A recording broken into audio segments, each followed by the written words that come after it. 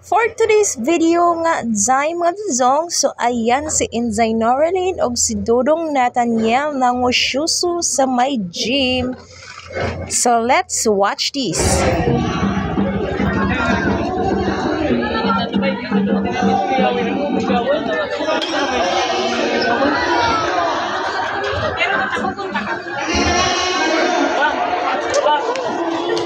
Kita.